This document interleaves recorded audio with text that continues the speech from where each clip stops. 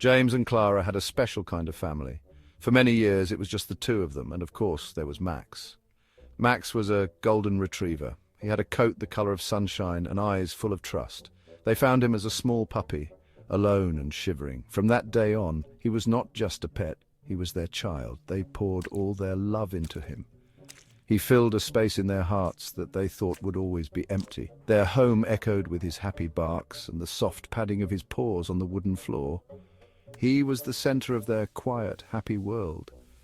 Their days were built around Max's needs and joys. Mornings began with long walks in the park. The crisp air would fill their lungs. Max would chase squirrels with boundless energy, his tail a constant wagging blur. Evenings were for cuddles on the sofa. James would read his book with one hand and stroke Max's soft fur with the other. Clara would often bring him special treats she had baked just for him. Their photo albums were filled with pictures of Max. Max on holiday at the beach, Max wearing a birthday hat, Max sleeping peacefully between them. He was a constant, warm presence, a living symbol of their shared love and commitment. Life was a gentle, predictable rhythm. It was a rhythm they cherished deeply. They understood Max's every sound. A low growl meant a stranger was near the door. A soft whine meant he wanted to go outside. A happy sigh meant he was content, nestled at their feet. They spoke to him not as an animal, but as a confidant, a friend who understood their unspoken feelings. He had been with them through job changes and family losses. He was their furry anchor in the shifting seas of life. His loyalty was absolute, his love unconditional. He knew nothing but their complete and undivided attention. In this small, perfect world, love was a simple thing. It was a thrown ball, a shared meal, a warm bed.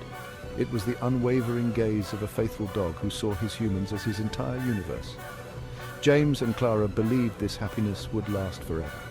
They could not imagine their lives without Max at the very heart of it. The bond they shared was a powerful force, forged over many years of mutual devotion. He was their shadow, their protector, and their greatest joy.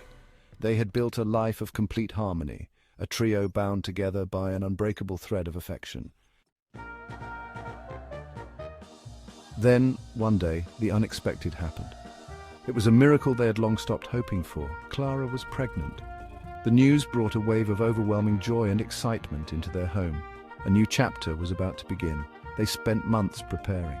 They painted a nursery in soft yellow colors. They assembled a tiny crib. They bought clothes so small they seemed fit for a doll. The house, once a quiet sanctuary for three, was now filled with the buzz of anticipation. Talk of the future was now filled with a new name, a new face, a new life that would soon join them. The arrival of baby Leo changed everything. He was a tiny, fragile being who demanded constant care. His soft cries filled the night. His needs dictated their every waking moment. James and Clara were completely captivated by their newborn son. They marveled at his tiny fingers and the soft fuzz of hair on his head. All their energy, all their focus, and all their love, which had once been directed at Max, now flowed towards Leo. The long morning walks became short, hurried trips around the block. The evening cuddles on the sofa were replaced by sleepless nights of feeding and rocking the baby. Max watched this transformation from the sidelines. He was no longer the center of attention. His food bowl was sometimes filled late. His water dish was not always fresh. He would bring his favorite squeaky toy to James, but James would be too busy changing a diaper to notice. He would nudge Clara's hand for a pat, but her hands were busy holding Leo. The familiar sounds of his name being called in loving tones were replaced by hushed whispers of shh, you'll wake the baby. The house was still full of love, but it was a love he was no longer a part of. The golden retriever, once the king of his castle, became a silent observer. He would lie in his bed in the corner of the living room. His once bright eyes now looked confused and sad. He could not understand why things had changed so suddenly. He could see the love his humans had for the new small creature. He could feel the shift in the atmosphere. The joy in the house was a different kind of joy now. It was a joy that excluded him. A deep and unfamiliar feeling began to grow inside him. It was a cold and lonely feeling. It was jealousy. As weeks turned into months, the distance between Max and his family grew wider. The neglect was not intentional.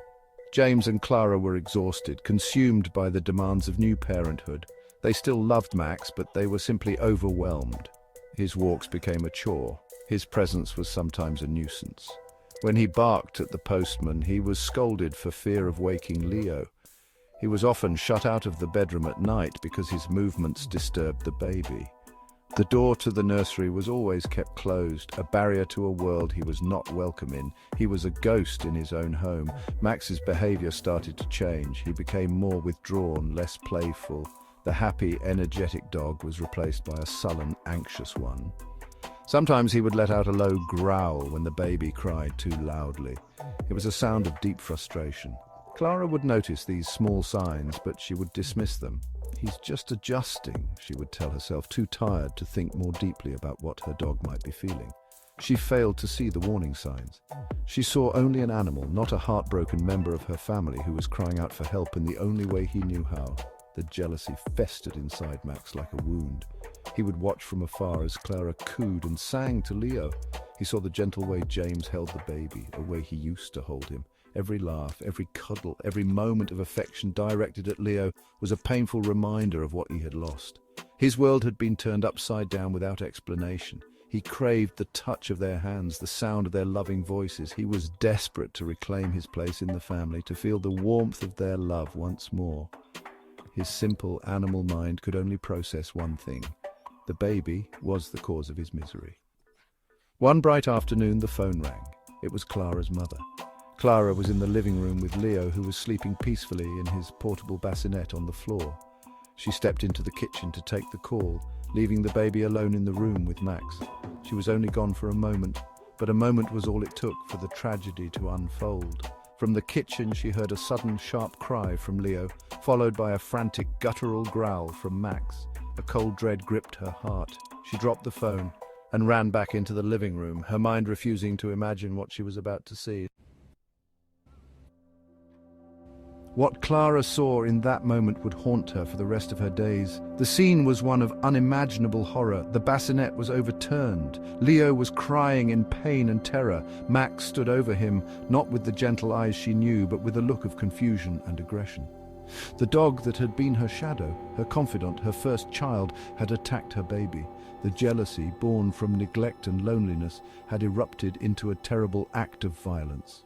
The happy home she had built was shattered in an instant, replaced by a silence filled with sirens and sorrow. The tragedy was absolute and irreversible. The aftermath was a blur of grief and regret.